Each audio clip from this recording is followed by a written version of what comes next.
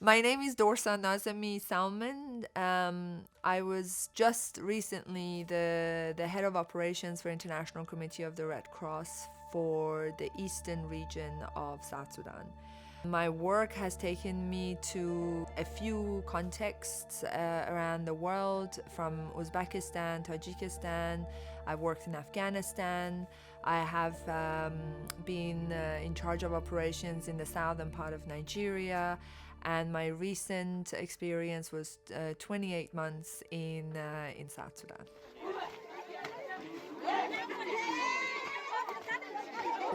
I mean, as a humanitarian, you tend to try to mask your emotions when you see a beneficiary or you see a victim of violence, be it as a result of armed conflict or be it as a result of sexual violence or whatever form of violence they have experienced. So you need to remain cool and calm and collected, to be objective, to be able to receive the information that they give you so that you can do something about it.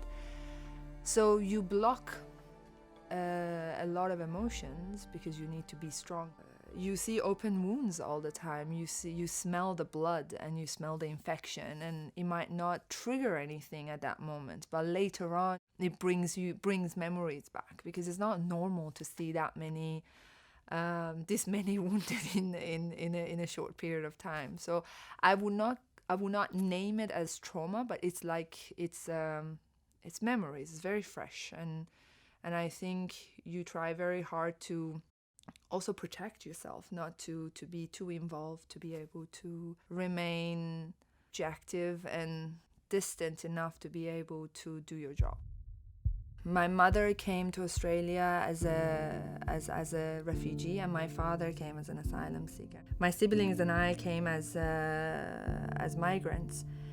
So my worldview was already very different to some of my high school friends, for example.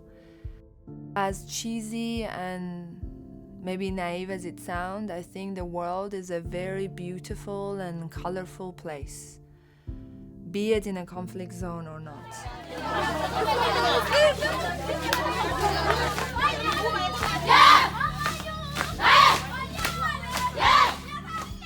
People like me, and there are many like me out there, who see the world in different shades and colors.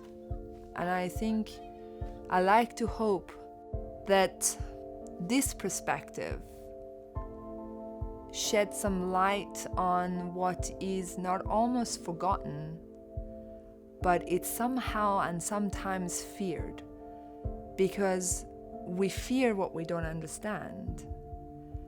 And humanitarians, in my very personal view, our job is not just to address the consequences of violence, but to tell stories of those who cannot speak for themselves, and not to tell their stories and paint them as these suffering, weak, victimized human beings, but as these beautiful, strong, magnificent communities that are